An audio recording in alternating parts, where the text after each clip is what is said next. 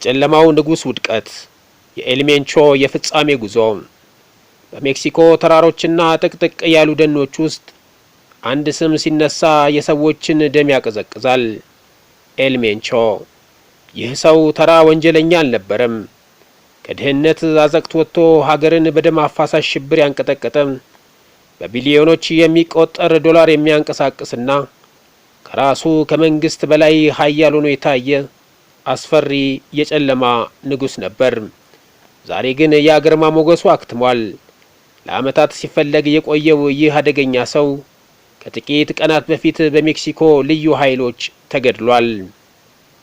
የአሜሪካን የደህንነት ተቋም ሲአይኤ፣ የአደንዛዥ ዕፅ ተቆጣጣሪው ዲኢኤ እና ሙሉ የሜክሲኮን ጦር ለ15 ዓመታት ያህል እንዳይዙት አድርጎ ሲያርበደብድ የኖረው ታላቁ የድራግ ሎርድ ኤልሜንቾ የሞተው በጦር ሜዳ አይደለም። የሞተው በቅንጦት በተሰራ ምሽግ ውስጥ ወይም በሺህ በሚቆጠሩ ታጣቂዎች ታጅቦ አይደለም ወንድሜም።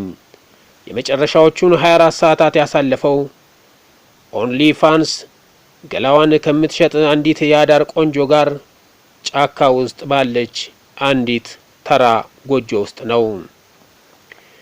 በመቶ ሺዎች የሚቆጠሩ አሜሪካውያንን የፈጀው የፈንታኒል ንግድ የተቆጣጠረው መንግስታትን በገንዘብ ያንበረከከው 15 ሚሊዮን ዶላር በራሱ ላይ የተቆጠረበትና በዙሪያው ያሉትን ከዳተኞች ሁሉ በብላት ሲያመልጥ የኖረው ይሄ ሰው መጨረሻ ላይ የወደቀው ታሪክ ራሱን በሚደግምበት በዚያ አሮጌ ምክንያት ነው። በሴት በቅጽበታዊ መዘናጋትና በስሜት መሸነፍ። እንደ ኖረው ሞተ፣ ማንም አይነካኝም በሚል ትዕቢት እስኪነካና እስኪደፋ ድረስ። ሼልፍ ቲዩብ ነን። መርጠናና መሰግንም ለይተን አንትችም። ቻናላችንን ላይክ፣ ሼር፣ ሰብስክራይብ ያድርጉ። መልካም ቆይታ።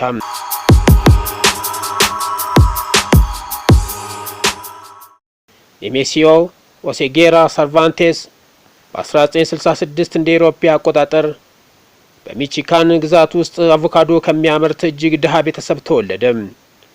የድህነት ሕይወት ያስመረረው ወጣቱ ኤልሜንቾ በ1980ዎቹ ወደ አሜሪካ ተሰደደ። ነገር ግን ህልሙ ወደ ቅዠት ተቀየረ። በሄሮይን አዘዋዋሪነት ተከሶ የአሜሪካን እስር ቤቶችን ቀመሰ። በመጨረሻም ወደ ሜክሲኮ ተባረረ። ወደ ትውልድ ሀገሩ ሲመለስ ግን የህይወቱ አቅጣጫ ወደ ጨለማ መንገድ አቀና። መጀመሪያ የፖሊስ የደንብ ልብስ ለበሰ። ነገር ግን ይህ ሽፋን ብቻ ነበር። ፖሊስ ሆኖ በድብቅ ከካርቴሎች ጋር የዲያብሎስን ውል ፈረመ። ብዙም ሳይቆይ የራሱን አደገኛ ቡድን መሰረተ። ይህም የጃሊስኮ አዲስ ትውልድ ካርቴል ሲጂኤንጂ በመባል ዓለምን ማሸበር ጀመረ። ኤልሜንቾ ቡድኑን እንደ ተራ ወንበዴ ሳይሆን እንደ ዘመናዊ የጦር ሰራዊት አደራጀው። የእርሱ ኃይል ምን ያህል የገዘፈ ነበር! የኮምፒውተር አከሮችን ቀጥሮ የመንግስትን የደህንነት ካሜራዎች ይጠልፍ ነበር። በጫካ ውስጥ ሆኖ የፖሊሶችን እንቅስቃሴ በቀጥታ ይከታተላል። የራሱን የራዲዮ አንቴናዎች በተራሮች ላይ በመትከል የሚስጥር ስልክ መስመር ዘርግቷል። በዘመናዊ የ3ዲ ፕሪንቲንግ ማሽኖች በሺዎች የሚቆጠሩ AR-15 ጠመንጃዎችን በራሱ ፋብሪካ ያመርት ነበር። ተራ መኪኖችን ወደ ታንክ መሰል ተሽከርካሪ በመቀየር መትረየስ ገጥሞባቸዋል። አልፎ ተርፎም እስከ 7 ቶን ዕፅ የሚሸከሙ ሰርጓጅ መርከቦችን ማምረት ደርሶ ነበር። ኤልሜንቾ በ28 ግዛቶች ውስጥ ከ10,000 በላይ ታጣቂዎች ነበሩት። ነገር ግን ትልቁ ኃይሉ መረጃ ነበር። ሃላኮንስ የሚባሉ በሺዎች የሚቆጠሩ ወሬ አቀባዮች፣ ጭልፊቶች ነበሩት። የታክሲ ሹፌሮች፣ ሆቴል አስተናጋጆችና የመንግስት ሰራተኞች ሳይቀሩ በከፍተኛ ክፍያ መረጃ ያቀብሉት ነበር። በየዓመቱ ከአቮካዶ እርሻዎችና ከነዳጅ መስመሮች በሚሊዮን የሚቆጠር ዶላር ግብር ይሰበስባል። ኤልሜንቾ እንደ ቀድሞዋ የሲናሎዋ ካርቴል መሪ እንደ ኤል ቻፖ ጉረኛና ዝነኛ መሆንን አይመርጥም። በተቃራኒው እርሱ እንደ መንፈስ የሚሰወር ራሱን ዝቅ አድርጎ የሚኖር ግን ደግሞ እጅግ ጨካኝ የነበረ ሰው ነው። የግል ሕይወቱ በሁለት ጽንፎች የተከፈለ ነበር። በአንድ በኩል ለቤተሰቡና ለሚስቱ ለሮሳሊንዳ ጎንዛሌዝ ቫሌንሲያ ያለው ታማኝነት የማይነወጥ ነበር። እንዲያውም ካርቴሎን የገነባው ከሚስቱ ቤተሰቦች ሎሳ ኮይንሲ ጋር በመተባበር በመሆኑ ድርጅቱ የቤተሰብ ቢዝነስ ይመስል ነበር።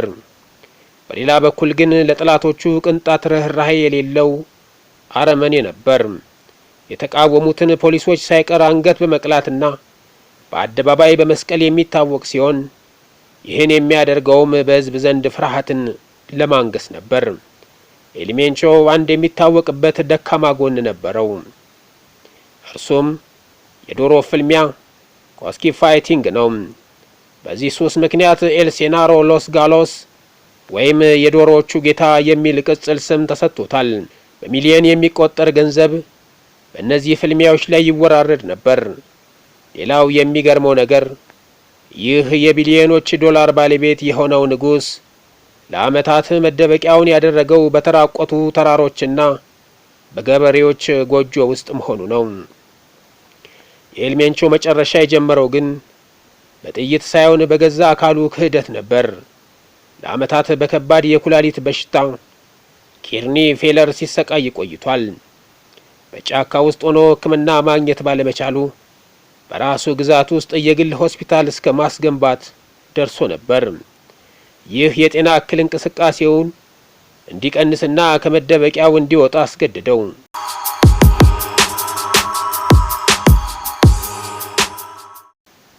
የካቲት 22 ቀን 2026 ኤልሜንቾ ከታመነችው የፍቅር አጋሩ ከማሪያ ጁሊሳ ጋር ለመገናኘት ቀጠሮ ይዞ ነበር። ለዓመታት በአሜሪካ የስለላ ድርጅት ሲአይኤ እና በሜክሲኮ ልዩ ኃይል ሲታደን የቆየው ንጉሥ በዚች ሴት በኩል የተዘረጋውን መረብ አልተጠራጠረም ነበር። ማሪያ ጁሊሳ በማህበራዊ ሚዲያ ያላት ዝናና እንቅስቃሴ ለደህንነት ኃይሎች እንደ ዲጂታል አሻራ አገልግሏቸዋል።